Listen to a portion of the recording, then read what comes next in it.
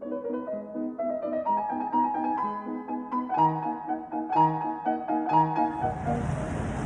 everybody, welcome to our next episode. We're in Oregon. Look, it's sunny. I know, no rain, yay! It does happen. Don't believe the haters. There are days that aren't raining, but it rains a lot here in Oregon.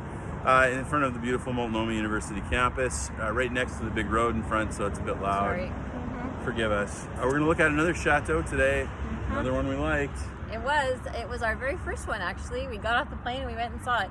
And I liked it right off the top. Yeah, now this was an interesting one. At the start, I wasn't so sure if I was going to like this one. I don't know why, it just didn't feel like the prototypical castle. No, but then when we got there, it was super cool, and it grew on me real fast. I love red brick. It's just great. It has a lot of it.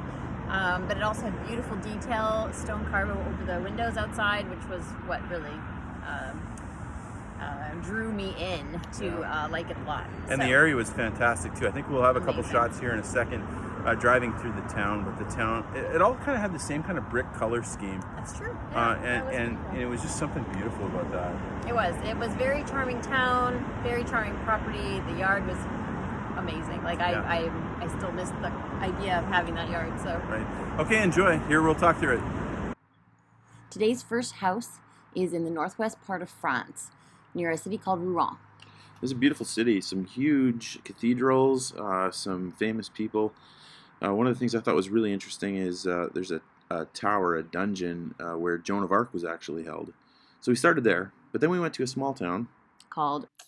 Okay, so we're not going to say the town because we're trying to keep a little bit of privacy. And by the way, this video we recorded originally, I think the night after we saw the Chateau. So if you're wondering about the discussion, that's where it's coming from.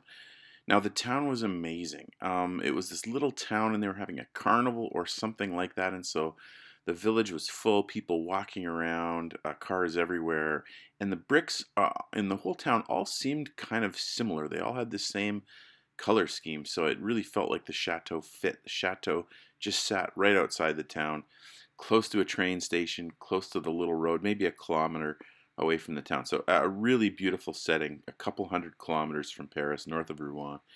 Now, again, when we first looked at it, I wasn't so sure because it didn't have a front central entrance. And that actually bothered Leslie a little bit too. But we dug around and we looked at a bunch of old photographs, and we actually found out that originally there was a center entrance there, but at some point they had taken it away. And so that gave us hope because of course we could restore that and maybe perhaps give a little more symmetry to the property. But what a beautiful property. And so we're going to walk you through it. We start around just a little bit of the outside. It's a big brick building, 600, 800 square meters. Yeah, it has about 8 bedrooms on the normal floors with a mammoth upstairs servants' quarters. Yeah, so really 4 floors, although we're only going to show you 2 of them. The very top floor and the cellar are both completely need to be worked on. Renoed. Mm-hmm. But this is the first floor, the main floor. The grounds are amazing. Tons and tons of acres for us to enjoy. The views out of every window are amazing. Yeah. I mean, when you look through this window, you can see there's like a little church kind of at the bottom of rolling hills. Again, a small stream trickling by. There were cows in the field. It's just a really pastoral setting. It's hard to overstate the beauty of this place.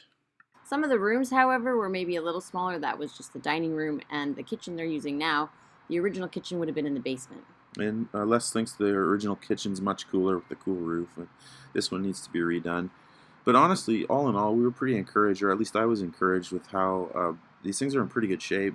These, you could live in this place without any renovation, though clearly we'd want to renovate. Yeah, the bathrooms are in need of some reno, no question. There's some that maybe we could use sooner than others, but there's a lot that probably just need to be gutted. These kind of rooms that you see right here are decent size. The floors are great, herringbone oak. This is a bedroom coming up.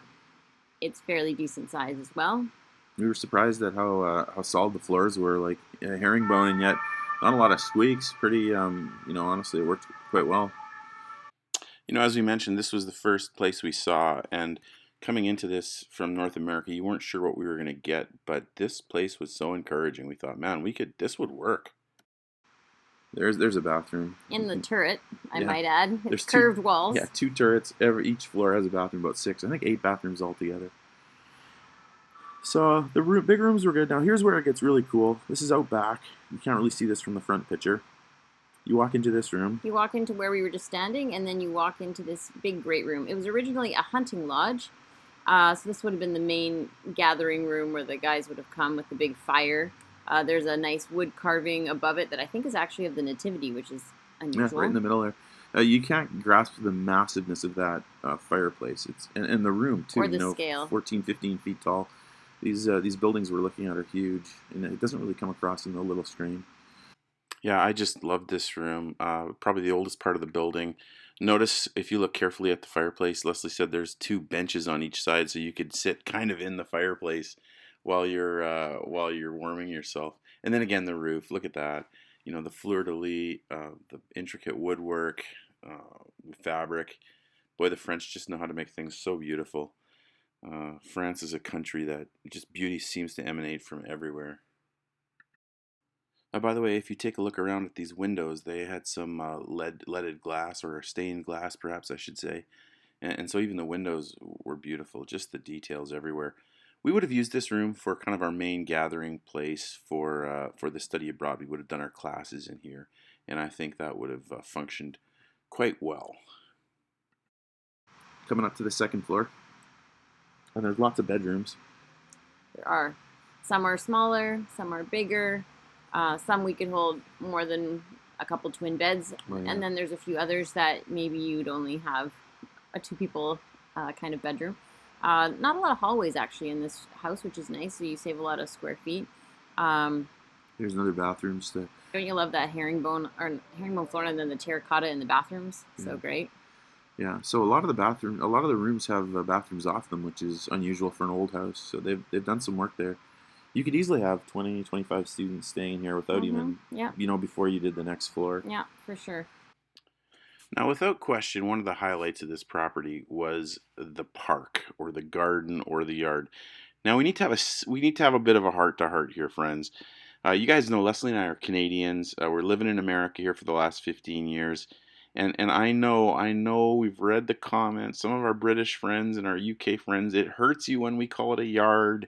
It's painful, and we want to, we'll give you the fact that it is your language. It is called English, and so in that sense, you get to decide what words mean. But it's also true that words change meaning over time, and in different areas, they use different words. There's probably almost 400 million people that do call it a yard, and honestly, when I look at the analytics of the YouTube, probably most of the folks that are watching these videos are actually American and Canadian, and so please forgive us when we call it a yard. When you move to a new place, you're going to learn some new terminology. Think of it this way: you're stretching your mind. We'll try to grow and call it a park and a garden sometimes, but you can also understand that sometimes North Americans do call it a yard. This is the grounds at the back, and this is walking away from the house. You can even see that's not even barely the backyard. This is walking over to the garage, nice garage. Yeah, the horse. Of which at the very top has a bell that rings on the hour. I don't know how. Really cool building. Super cute. That end here is an orangery. Now the inside's wrecked, of course, but it's just the inside's like a big shed. It's a barn. It needs to be. With really big ceilings. You could do stuff though. It's got some coolness to it. It does. Yeah. Trying to figure out what to do with it. And again, the scale is hard to imagine. Like 25 acres. It goes all the way down to a river in the front.